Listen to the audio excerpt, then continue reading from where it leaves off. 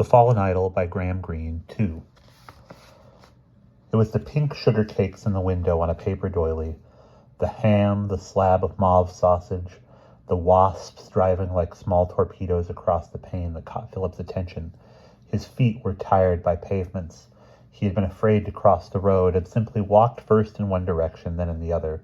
He was nearly home now. The square was at the end of the street. This was a shabby outpost of Pimlico, and he smudged the pane with his nose looking for sweets, and saw between the cakes and ham a different Baines. He hardly recognized the bulbous eyes, the bald forehead. It was a happy, bold, and buccaneering Baines, even though it was, when you looked closer, a desperate Baines. Philip had never seen the girl. He remembered Baines had a niece, and he thought that this might be her. She was thin and drawn, and she wore a white mackintosh. This meant nothing, she meant nothing to Philip. She belonged to a world about which he knew nothing at all. He couldn't make up stories about her, as he could make them up about withered Sir Hubert Reed, the permanent secretary, about Mrs. Wince Dudley, who came up once a year from Penstanley in Suffolk, with a green umbrella and an enormous black handbag, as he could make them up about the upper servants in all the houses where he went to tea and games. She just didn't belong. He thought of mermaids and Undine, but she didn't belong there either, nor to the adventures of Emile, nor the Bastables. She sat there looking at an iced pink cake in the detachment and mystery of the completely disinherited, looking at the half-used pots of powder which Baines had set out on the marble-topped table between them. Baines was urging, hoping, entreating, commanding, and the girl looked at the tea and the china pots and cried. Baines passed his handkerchief across the table, but she wouldn't wipe her eyes. She screwed it in her palm and let the tears run down, wouldn't do anything, wouldn't speak, would only put up a silent, despairing resistance to what she dreaded and wanted and refused to listen to at any price. The two brains battled over the teacups, loving each other, and there came to Philip outside, beyond the ham and wasps and dusty Pimlico pane, a confused indication of the struggle. He was inquisitive and did not understand, and he wanted to know. He went and stood in the doorway to see better. He was less sheltered than he had ever been.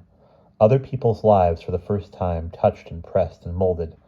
He would never escape that scene. In a week he had forgotten it, but it conditioned his career, the long austerity of his life.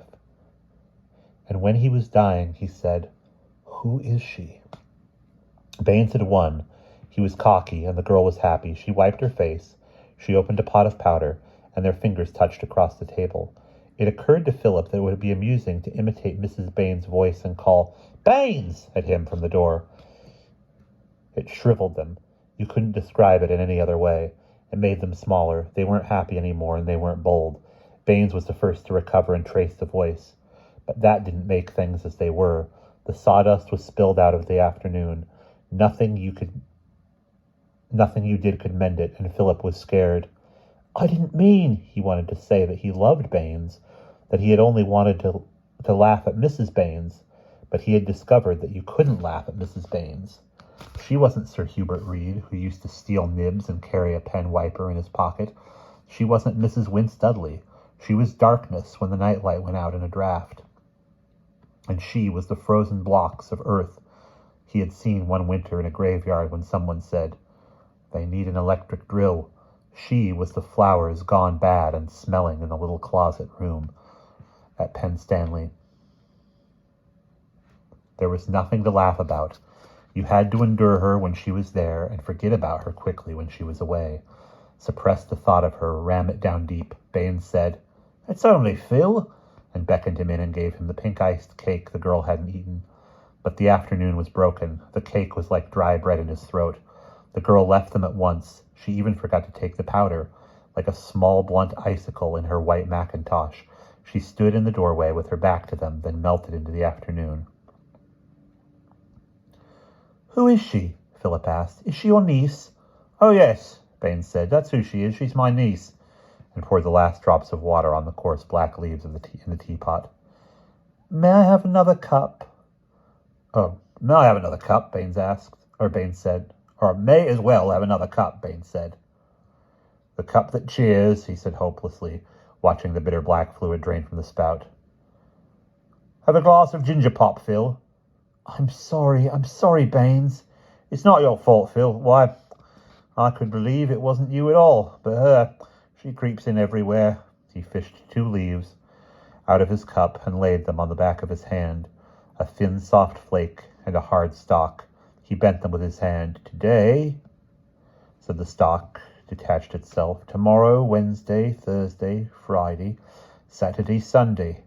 But the flake wouldn't come, stayed where it was, drying under his blows, with a resistance you wouldn't believe it to possess. The tough one wins, Baines said. He got up and paid the bill, and out they went into the street. Baines said, I don't ask you to say what isn't true, but you needn't mention to Mrs. Baines you met us here. Of course not, Philip said, catching something of Sir Hubert Reed's manner. I understand, Baines. But he didn't understand a thing. He was caught up in other people's darkness. It was stupid, Baines said, so near home, but I hadn't got time to think, you see. I'd got to see her. Of course, Baines. I haven't time to spare, Baines said. I'm not young. I've got to see that she's all right. Of course you have, Baines. Mrs. Baines will get it out of you if she can. You can trust me, Baines, Philip said in a dry, important Reed voice, and then, look out, she's at the window watching, and there indeed she was, looking up at them between the lace curtains, from the basement room, speculating. Need we go in, Baines? Philip asked, cold lying heavy on his stomach like too much pudding. He clutched Baines's arms. Careful, Baines said softly, careful. But need we go in, Baines? It's early. Take me for a walk in the park. Better not. But I'm frightened, Baines. You haven't any cause, Baines said. Nothing's going to hurt you. You just run along upstairs to the nursery. I'll go down by the area and talk to Mrs. Baines. But even he stood hesitating at the top of the stone steps, pretending not to see her, where she watched between the curtains. In at the front door, Phil, and up the stairs. Philip didn't linger in the hall. He ran, slithering on the parquet Mrs. Baines had polished, to the stairs, through the drawing-room door, onto the first floor. He saw draped chairs. Even the china clock on the mantel was covered like a canary's cage as he passed it. It chimed the hour, muffled and secret under the duster. On the nursery table he found his supper laid out, a glass of milk and a piece of bread and butter, a sweet biscuit, and a little cold queen's pudding without the meringue. He had no appetite. He strained his ears for Mrs. Baines coming, for the sound of voices. But the basement held its secrets. The green baize door shut off the world. He drank the milk and ate the biscuit. But he didn't touch the rest, and presently he could hear the soft, precise footfalls of Mrs. Baines on the stairs. She was a good servant. She walked softly. She was a determined woman. She walked precisely. But she wasn't angry when she came in. She was ingratiating as she opened the night nursery door. Did you have a good walk, Master Philip? She pulled down the blinds, laid out his pajamas, came back to clear his supper. I'm glad Baines found you. Your mother wouldn't like you being out alone. She examined the tray. Not much appetite, have you, Master Philip? Why don't you try a little of this nice pudding? I'll bring you up some more jam for it. No, thank you, Mrs. Baines, Philip said. You ought to eat more, Mrs. Baines said. She sniffed around the room like a dog. You didn't take any pots out of the waste-paper basket in the kitchen, did you, Master Philip? No, Philip said. Of course you wouldn't. I just wanted to make sure. She patted his shoulder, and her fingers flashed on his lapel. She picked off a tiny crumb of pink sugar. Oh, Master Philip, she said. That's why you haven't any appetite. You've been buying sweet cakes. That's not what your pocket money's for. But I didn't, Philip said.